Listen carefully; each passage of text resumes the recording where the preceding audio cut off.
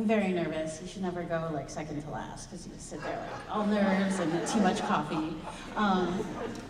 So they asked me about what they should put under my name, and I said the Bush Foundation because I work there.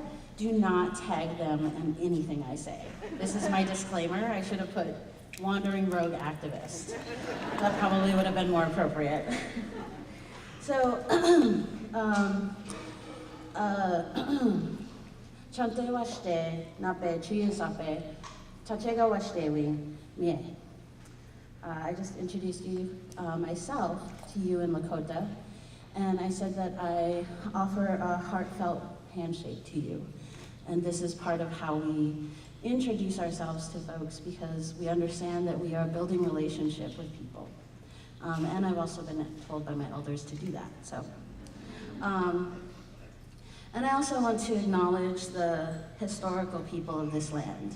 And they were acknowledged previously as well, but the Mohican, the Mohegan, and the Wampanoag, and to know that we are standing on their traditional homelands, and to remember that always. I would also like to acknowledge that anything I say here today may seem like I'm really smart, but it comes out of a really long history of organizing, and I'm a product of my mother and everyone that I have encountered. So I'm speaking from a base of community knowledge. And I just also want to say I'm so happy that the DJC is here. We've been doing work together for a long time, and I'm always really excited to see when they get an opportunity to share their particular analysis, because I think it's critical to our movements. So, and also shout out to my indigenous people here. Chaz, you're out there somewhere, Ashley, so I just want to do that too. All of you, yes. So America is a colonial project, and it's important to know this, right? Thank you. And the reason I bring this up, and I'm gonna wrap it all up to why this also impacts reproductive justice, but the reason I bring this up is because for this project to be complete, Native people have to disappear. That's just the bottom line. It's a colonial project, and for this project to be complete, there has to be a complete disappearance of Native people. And I'm here to tell you that we are not disappearing, and that we are still here.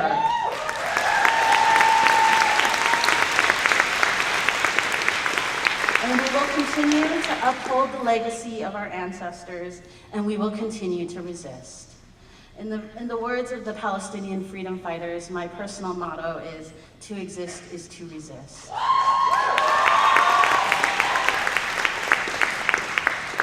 America likes to be ahistorical, and there's a reason for this. Because to remember the genocide of Native people, and to acknowledge that this country is built on stolen land and the dead bodies of Native people and the stolen labor of Black folks, is to acknowledge and to seriously question the legitimacy of the United States. And that's what we have to continue to do. As Native people, we are some of the only people who can do that, and also Black folks. We need to question the country that has been built by white folks. And I say this because, thank you, as Native women, it's important to recognize that homophobia, sexism, and heteropatriarchy began in 1492 on this land.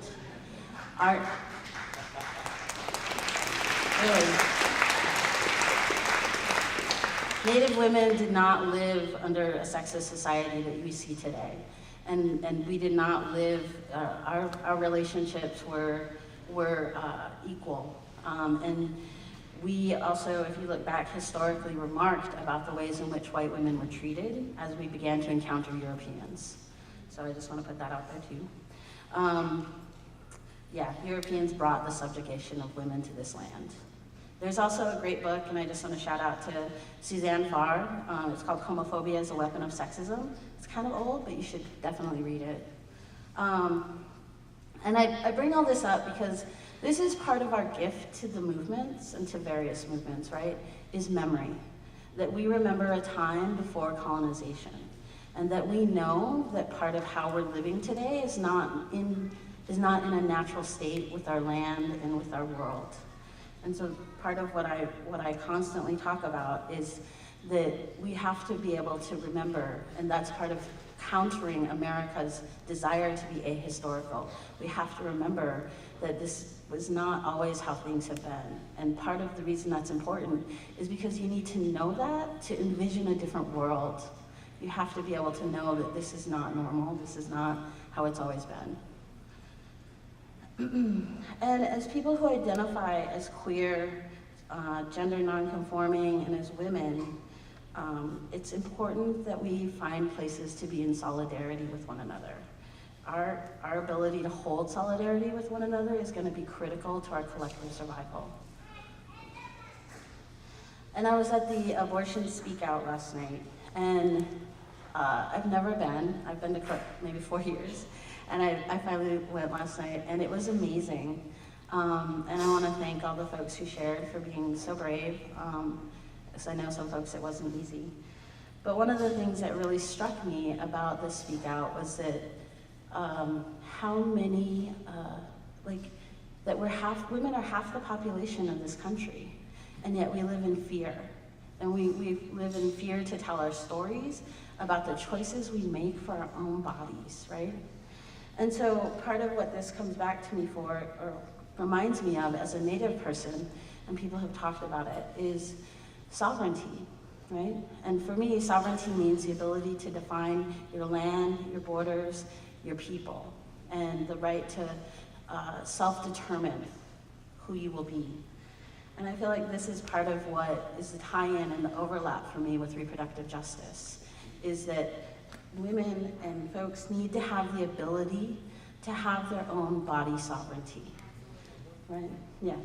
So that to me is the tie-in, is that part of remembering that America is a colonial project, and part of what that means is to understand and hold decolonization, because you are also entitled to the sovereignty of your own body, as much as we are entitled to the sovereignty of our land and our tribes and our people. And that we always knew who we were before people put lines on a map, right? So I just want to put that out there, that we all deserve body sovereignty, and that is part of resistance and decolonization. Thank you. Woo.